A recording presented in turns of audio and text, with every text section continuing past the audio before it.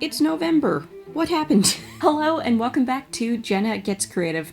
I know if you actually watched Friday's video, I said that my first video in November would be a book video with my face on camera. It turns out November has been busy so far, and I haven't had an opportunity to clean up my office and make it presentable to go on camera, so perhaps that video will be Friday. Today we are doing the November Colors of the Month Challenge as issued by Marker Universe, as I always do as soon as I possibly can in the month. As usual, I will be using my Karin Brushmarker Pro watercolor brush pens. I was actually really inspired by this set of colors this month. If you're not familiar with the Colors of the Month Challenge, this is a limited palette color challenge that's issued by Marker Universe. They are an online marker distributor in North America, so they sell to Canada and the United States. I'm not sure yet if they've figured out shipping to Mexico and overseas US type territories. They were formerly CopicMarker.com and their overhead name was Imagination International. They used to be the North American distributors for Copic, but when two decided to do away with middleman distributors, these guys had to adapt. They changed their name to Marker Universe last year and they started bringing on other brands. I have loved doing their challenge even back when it was Copic colors. This is actually how I got into Copics, but when they permanently switched away from Copics, I decided to buy a full set of the Karin Brushmarker Pros so that I could just do this challenge with the Karin markers every single year. If I get picked for that Tombow creative team, link in the description, then next year I will do it exclusively with the Tombow dual brush pen art markers, assuming they actually send a full set so I can do that, because I believe I will be required to use Tombow products that year. Anyway, getting on with it. So how this challenge works is they have issued a 4-color palette. You can use all 4 colors, you can use fewer than that, you can add in black, you can leave white, you can blend, you can dilute, whatever you want in whatever medium you want, using whichever products you want. You just can't add other colors. You're even allowed to go digital. They do tend to suggest official products that they sell that would fit the palette. I will be reading that to you. Just know that I skipped 2 that were being suggested because it looked like they were duplicate alternate colors that don't really fit as well, and I'm not entirely sure what they were going for, and maybe possibly they're accidentally left over from last month's challenge. So the colors that they are going with, they have named them Fog, Cranberry, Icicle, and Frozen Pond. Fog is hex code B6B1A3. This is kind of a neutral to warm gray. Cranberry is C32127, that's the hex code, and this is a very dark desaturated red. It's a cranberry red. Icicle is hex code AAC2E5, and this is a desaturated pale blue, kind of on the periwinkle end of the scale. And then Frozen Pond is hex code 8BB9B2, and this is a very muted pastel tealy kind of color. They actually went really fancy with their Karin recommendations. They recommended the metallic DecoBrush and the Pigment DecoBrush. They did not recommend colors in the regular watercolor. I suspect that's probably because they have low stock in the regular watercolor. So I made my selections based on the Pigment DecoBrush colors. They're not all exact matches. I will say that left me with a blue and a blue-green that are very, very similar, not nearly as different as some of the other brands that were suggested, but let's run through it. Keep in mind you are welcome to do this challenge with any brand, any medium, whatever. Just in case it helps anybody match the colors to do this challenge, let's go through it. So for Fog, the official products that they are selling for the challenge, they have the Karin DecoBrush Metallic Silver, that is code 8580. They're also recommending the Pigment DecoBrush Cool Gray 2, and that is code 428U.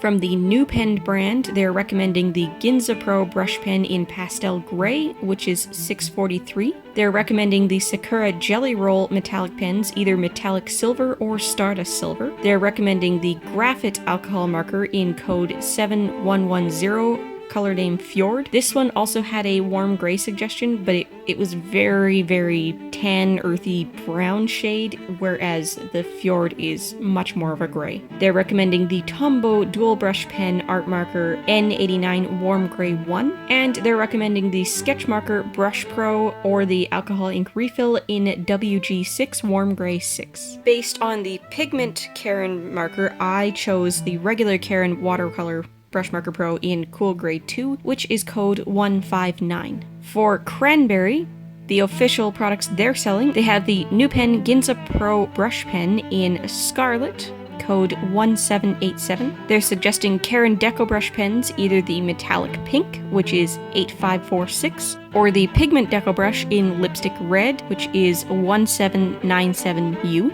They're recommending the Sakura Jelly Roll pens in Stardust Red or Metallic Red. They are recommending Tombow Dual Brush Pen Art Marker in 835 Persimmon, Graphite Alcohol Markers in 5260 Cranberry, and the Sketchmarker Brush Pro Alcohol Markers or Alcohol Refill Ink in R41 Amaranth.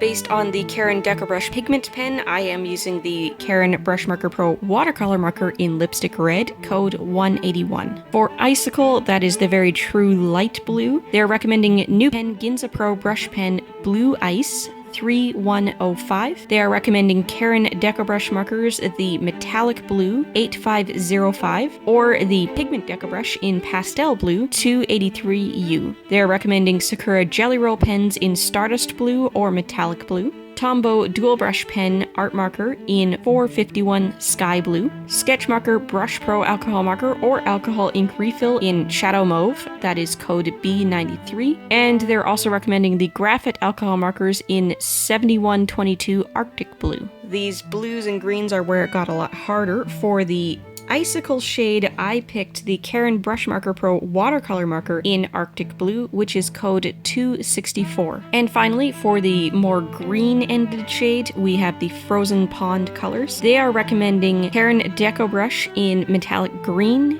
8535, or the Pigment DecoBrush in Aegean, which is 2915U. They're recommending Tombow Dual Brush Pen Art Marker 312 Holly Green, Sakura Jelly Roll pens in Stardust Green or Metallic Green, and Sketchmarker Brush Pro Alcohol Markers or Alcohol Ink Refills in G131 Ocean Green. Interestingly, I do not see a graphite selection for that. There was a very different gray, which I believe might have been intended to be the greenish shade. There was also a Newpen Ginza in a different gray. Those are the ones I skipped. They didn't quite make sense. Based on what that Karin Pigment DecoBrush looks like, I went with the Karin Brushmarker Pro Watercolor Marker in Cool Aqua, which is 204. Once you water this down, this accidentally looks very similar to the Arctic Blue, so my piece is going to look like I went with 3 colors rather than 4, even though I did go with 4. It's just that this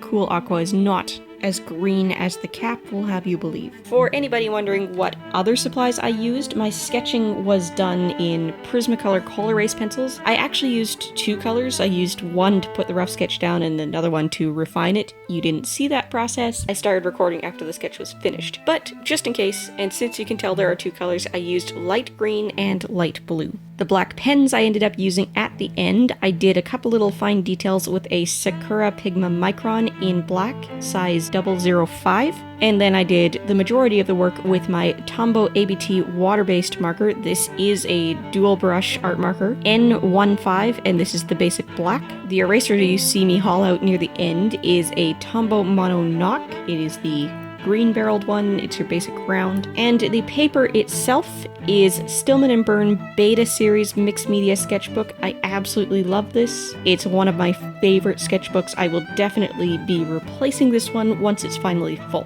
And if anybody is wondering what's with the paper that's taped over the side, you will see that come off at the end when I'm just working in the pens. I'm trying to use both sides of pages, so I'm actually working opposite another page that has already been worked, and I wanted to protect the piece that's already done in case I dripped water on it when I was going back and forth to my water jars. So as you can probably tell by now, I decided to go with an Atlantic Puffin. I really love these birds. They're just so quirky looking. I first found out about these birds from the Swan Princess movie back in the early 90s. And I was so excited to move out here to Newfoundland when I did that back in 2012, thinking like, I will finally see these cute birds all the time. Well, no.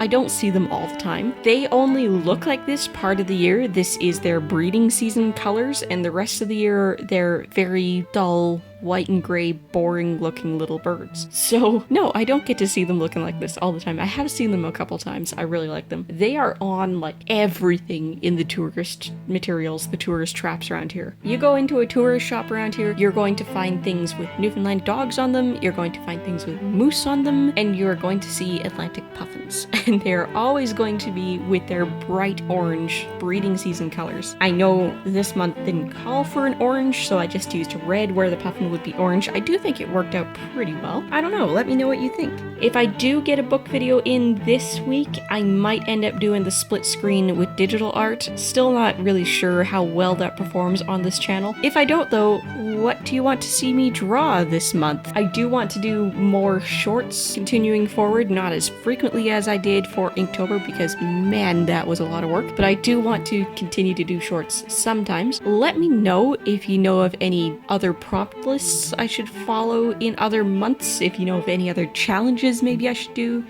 things that people would be looking for that would get suggested just so my efforts don't go to waste. Oh, and I got my shipment notification for the November Art Snacks box, so in another week or two, we should be doing that. Look forward to that. I will see you guys on Friday. Don't know what I'm doing on Friday, but I will see you on Friday. If you're looking for more to watch, I've got some suggestions up on the left side of the screen now. Don't forget to like, comment, maybe even subscribe, and if you like living life creatively, whatever that means to you, I'd love to have you along for the ride. Bye guys!